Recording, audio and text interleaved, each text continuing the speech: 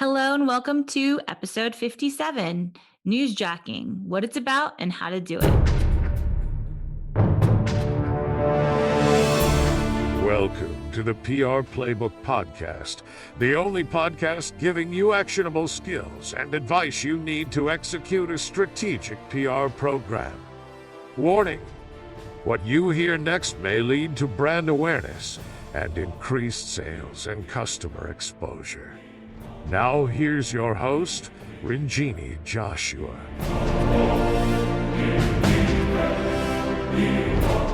You may or may not have heard the term newsjacking before, but today I'm here to explain it to you and share some ways that you should newsjack if you can.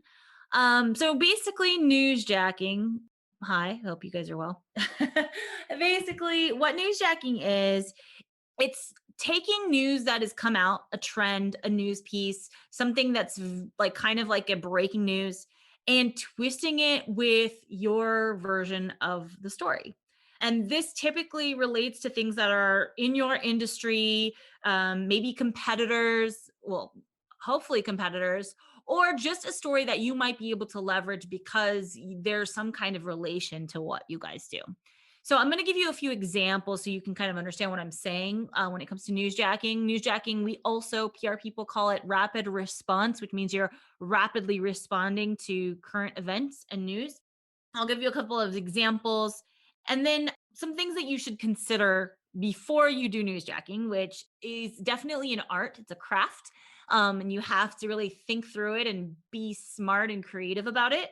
But one of the like really recent newsjacking things that happened, which is like super funny, was something that happened with Peloton in 2020 when they released their commercial. And I think it was like the Peloton wife commercial where a husband gifts a Peloton to his wife, and it just shows the wife kind of using the Peloton, throughout the year. And I think she gets it as a Christmas present, and then she's using it throughout the year. So it was a commercial that came out from Peloton.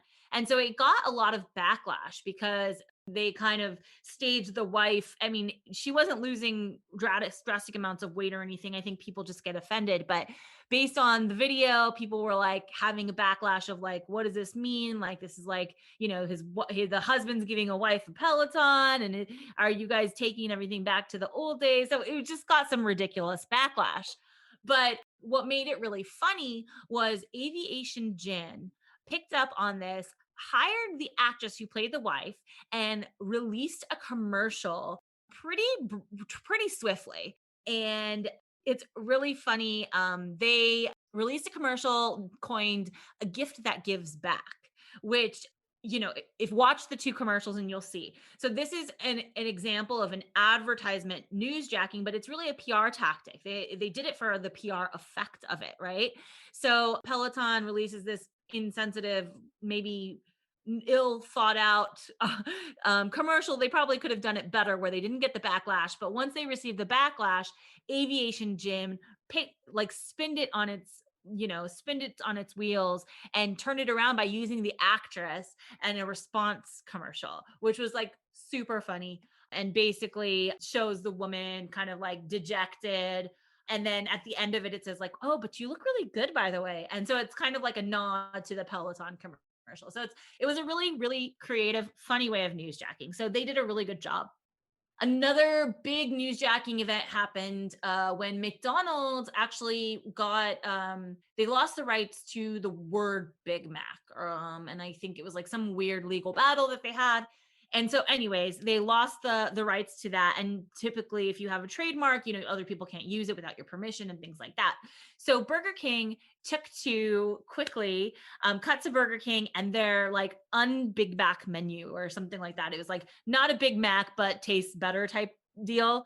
So they basically capitalized on McDonald's little snafu and created a whole menu called Not Big Macs. And it's really funny. If you take a look at it, you should be able to search Not Big Macs on Google, but it's, some of the menu items were like a Big Mac, but actually Big Mac-ish, but flame grilled, of course. Burger Big Mac wished it was the burger that Big Mac wished it was. So it's like really funny. So it's usually of some kind of comedic effect. You can potentially do it if it's also serious too, but you just have to be careful about what you're saying and how the message is going out. There was one case actually when we actually did this really cool, newsjacking campaign where I was working for a video game company and Call of Duty was requiring people to use their real names for ID purposes. And it was like, maybe this is like 10, 15 years ago. It's probably, yeah, 10-ish, maybe 10, 12 years ago. They were trying to do this movement where everybody used their real ID. And so the video game company that I worked for said, like, you can stay private basically. And so our anti-campaign to Call of Duty's call to do real ID was saying, hey, stay anonymous, be anonymous. You don't need to do your real ID, like play in comfort. And so we did an anti-campaign that was really successful. So it's just, picking up on the right cues and making sure that you have some kind of relevant response to that news. Now, there's three things I want you to consider before you newsjack. I do encourage everyone to try it. So if you have some time, creative brainstorms, like maybe you can kind of practice. If you want to practice and send it to me, we're happy to look at it and kind of tell you if you're on the right track. But three things you have to consider before you newsjack. Number one, how will it impact your brand? Is it going to be a positive impact? So you want to make sure you're mindful, right? Like socially mindful, politically mindful. So how is this going to impact your brand? Like, what do you foresee happening? Is it just brand awareness? Is it funny? Is it political? Is it social? What is it? How will it impact your brand? Number two, do you have the resources to create a response? Because sometimes you do have to do a well thought out creative plan. How far are you going to take it? And my whole take on this is, if you're not going to go all in, don't do it at all. So make sure you're willing to go all in. Do you have the resources to create a response? And third, but definitely not least, can you execute this quickly? Rapid response. We call it rapid response because you have to do it quickly. So if it's not in a timely manner where that news is still not top of mind, especially for the writers of those articles, then it's not going to matter that you have a rapid response. You can't rapidly respond or newsjack something that happened 2 months ago. It's just not relevant. And that really depends on the industry and how fast it moves and the climate. And if there is a timeliness involved, then you might be able to do it. So once you've decided to do this newsjacking campaign, so those are the three things I think you should definitely consider. Once you decide to do that, what you do is you find the reporters who wrote about the original news, and you use those reporters as your target audience for following up, and send them your newsjacked or spun around angle. So hopefully this can help you try to newsjack something. It's really fun. I find it like more of a creative, fun thing to do in the PR space. And it can definitely drive amazing amounts of a brand awareness and kind of like just admiration for your brand if you do it right. Take a look at the Peloton wife commercial and then the aviation gin follow-up commercial.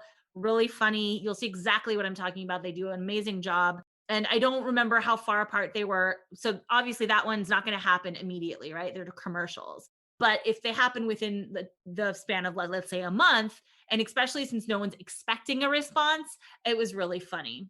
And you could take a look at the Big Mac McDonald's menu. I think if you probably just Google it. So take a look at those. Try it out. Newsjacking is a really fun PR activity. It could really, and if you become known for newsjacking, I mean, that's also a thing.